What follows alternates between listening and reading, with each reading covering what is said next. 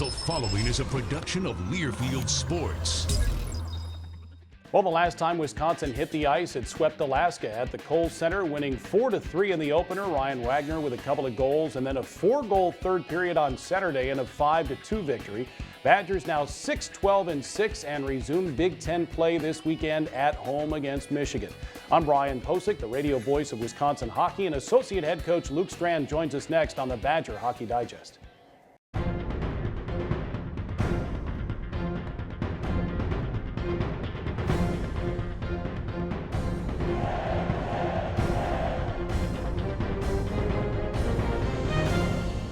The Badger Hockey Digest is brought to you by Charter Communications.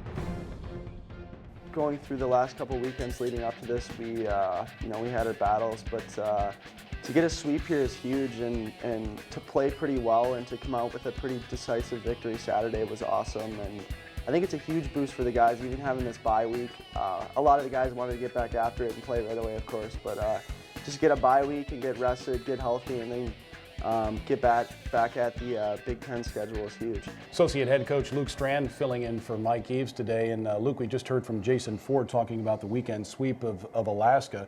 And it was, like Coach Eves said, what the doctor ordered. And it was nice to see, because maybe you didn't play a complete game on Friday and get the win. And then you were really solid on Saturday, weren't you? Yeah, I thought there was just some moments and some contributions by players that I think have been on the verge of trying to make a little more introduction to the lineup and what they can bring, and they were able to do so. It was good.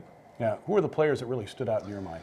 Well, I think if you went, on the Friday night, it was kind of the uncharacteristic guys scoring all the goals, and then you get into Saturday and you got some of our goal-scoring point guys getting back on the sheet, which is it's a big timing for that. And you know what? At the end of the day, I think you got to give Drusik some credit here about putting his nose back to it and just being honest about his play, and then a guy like the Fords of the world that really skated and used their shoulders, and they impacted the game. Yeah, Jason can certainly skate, and when he skates, he's very, very effective. And the coaches were very complimentary of Jason Ford's play against Alaska.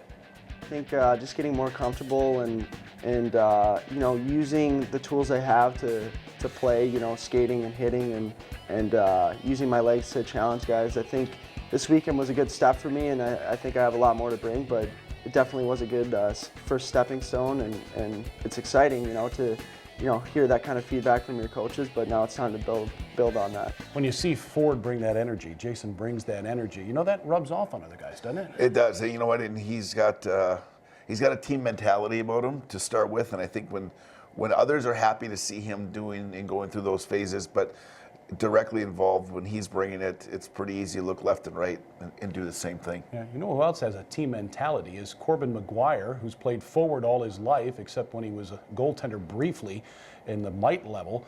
But he goes and plays defense because of suspensions and injuries on the back end. And it was your brainchild. And how did you see Corbin McGuire fitting in on the blue line? It's probably it's his problem in practice. He showed some, like when you do a 2-on-2 continuous where you end up being a defender or an offensive player, he's got that adaptation. He can skate very well. I think he's got some good instincts for the game, and overall his maturity, I think being an in and out of the lineup guy and really happy for the idea to try to take on a new challenge to earn some more minutes and some more impact, and he did a nice job for himself for sure. Actually gave us a shot in the arm. Yeah, he did. He scored the first goal of the series against Alaska, had another one waved off. He was +4. Might we see Corbin McGuire continue in the back end? It would be hard to say not to. I mean, it's, the other part that he played with Kevin Scholes, and I think it made Scholes more responsible. It gave Kevin almost like a little brother to watch over on the other side of him, and that sometimes is a key just in trying to get two players to be on the same page. To the point where Eddie said when he comes back, he'd like to play with Corbin. Talking with Luke Strand here. The Badgers getting ready for the Michigan Wolverines. We'll have more on that series coming up in just a moment. Game night. That magical weekly gathering where lands are conquered.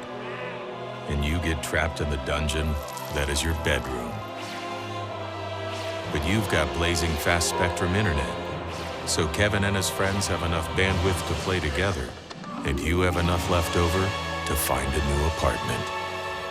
Get 60 megabits of dragon-slaying speed with Spectrum Internet. Where will it take you? This is Andrew Zielsdorf. He plays hockey. This is leukemia. It's bad business. This is Andrew's oncology team. They love Andrew. They don't like leukemia. And thanks to them, Andrew is now cancer-free. Booyah. They are the world-renowned physicians, scientists, and nurses at the American Family Children's Hospital, pioneers in pediatric cancer care. UW Health. Remarkable. Before we get to the Michigan series, a couple of other players I wanted to mention from the Alaska series. Jared Zerbel, a young man who played for you with the Madison Capitals in the USHL. He scores his first goal of the season. And I don't know why this is, but this is a fact. Whenever Jared's been in the lineup this season, Wisconsin's won. Can you explain that, Luke? As a former coach of his, I do think his consistency is pretty much always there as far as he's going to put the priority to make himself effective every night in order. He's going to skate, he's going to be physical, and if the puck's around him, like it was there on Friday with the goal, it's a big lift for everyone to get out to. Yeah, and you mentioned Matt Jarusik too. He made 30 saves in the finale against Alaska, and you know, it's been his baby for 21 straight games now, and for an 18-year-old freshman, that's a lot to ask him, isn't it? It's a lot of pucks, it's a lot of time, it's a lot of responsibility. I think, you know, you mix in a college workload on top of it as far as academics goes. You're asking a lot, but at the same time, his maturing and maturation process of not only his own game, but just trying to routine his own game, maybe for a young man to embrace. He's done a nice job, and the test will continue for sure. Yeah, Adam Miller has served as the primary backup in goal. Gabe Grunwald, also on the roster, played a little bit against Trinity Western in the exhibition game, but Gabe's done for the season because of a knee injury, so you had to bring in another goaltender just for practice. His name is Ryan Brion. He's from Orono, Minnesota. He played high school hockey. He's involved with on campus, WSUM radio. And here's a young man that I'm sure is just smiling ear to ear. He gets to put on the sweater, even if it is only in practice. You know, it's a thankless job at times. I mean, he's going to jump in and take on some opportunities that offensive players are really trying to hone their game, and he might be the culprit of jumping in there to accept it. So. It's great to have him. Nice young man. You know, obviously, been around campus, he's a good academic student that way, and with a passion for the game. And if that can take some of the workload off the other two, and leave some more, you know, jump and Jarusik step on a Friday, sure, all for it. All right. So after a weekend off, Wisconsin resumes Big Ten play against the Michigan Wolverines. Badgers were swept or lost 5 of 6 points at Ann Arbor back in December. Here's a team that's averaging over 5 goals a game, the highest scoring team in the country. They give up a boatload of goals too, but they seem to be outscoring everybody regularly, which they did against your club. But your club also showed some grit, some willingness to fight back, and you were able to skate and hang with that team and actually score with that team too. Yeah, they're an offensively gifted, talented team for sure. They tend to make the rink feel like it's going downhill their direction for themselves to play on, but they do give up their share. You got to capitalize when your opportunity is there. I think you look back at that Michigan series, there were some timely power play goals for sure.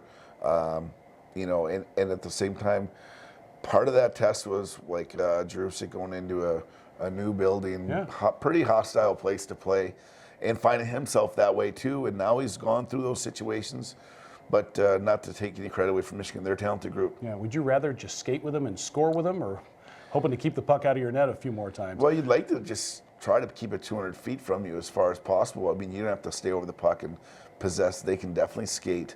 And sometimes I think their offensive prowess per se makes them defensively vulnerable. So capitalizing when those opportunities arise will be huge. All right, Luke, thanks for your time. Good luck. Thank you. Sure, that's Luke Strand, Badgers associate head coach. Wisconsin and Michigan meet Friday and Saturday, February 12th and 13th here at the Kohl Center. Both games start at 7 o'clock. They're both live on the Wisconsin channel and, as always, on the radio on the Badgers Sports Network. For Luke Strand, I'm Brian Posick. Thanks for watching the Badger Hockey Digest.